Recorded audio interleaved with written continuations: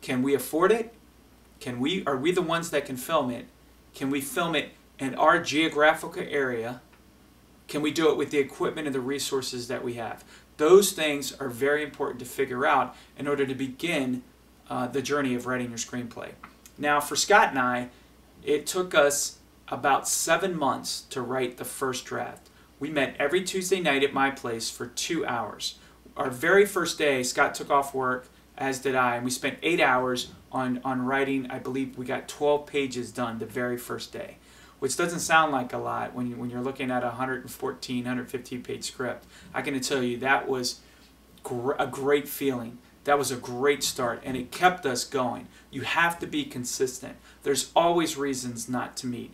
Life happens around you, but you've got to get the screenplay done. And don't be naive to think that you're just going to do it in a weekend. That's not giving it just desserts.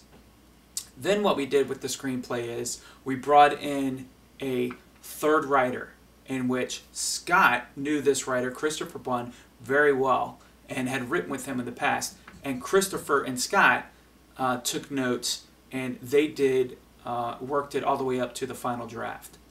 Now, one of the things that we decided to do was we decided to do an actual live reading with actors. So we had about 14, 15 actors, and 65 people came to listen to a screenplay being read, which was fantastic. And they were there with giving us feedback in mind, which was a lot of fun for them as well. So they gave us feedback. We took those notes, compiled them, and actually changed some of our screenplay based upon what they told us. Now, not everybody can do that, but if you can, that was a great benefit.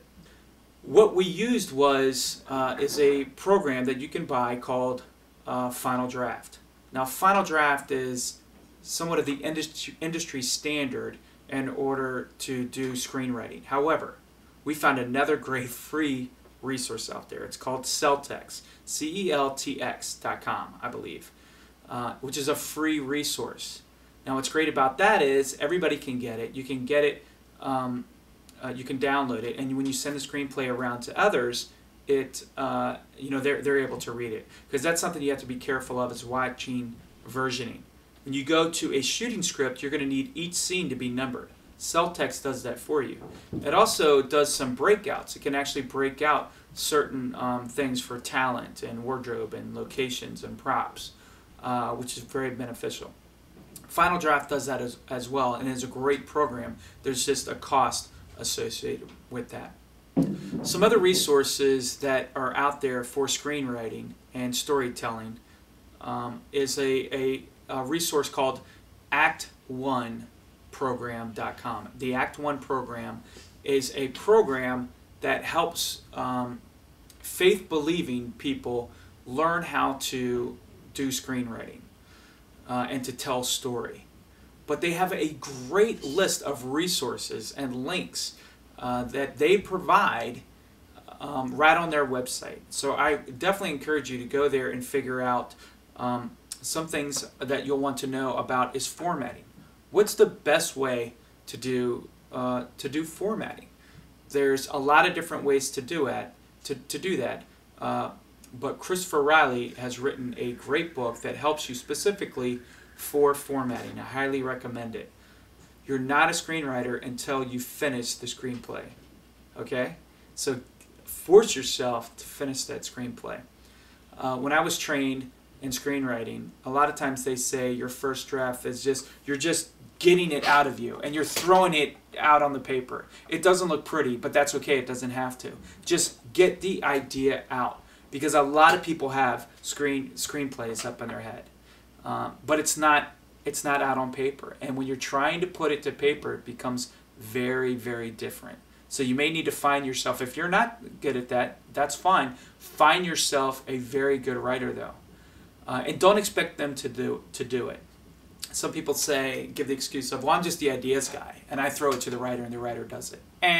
That ain't going to happen. People aren't out there waiting to write your ideas. Writers have ideas enough for themselves. They have enough things that they're worried about. So partner with them and do it with them. And that's the way to get your screenplay done. So there's a few resources. There's a few ways that we've done it. And then once you get it out, just know that there's definitely a little bit of a cost associated with printing about 115 pages. So you'll want to make sure that they're 3-hole punched.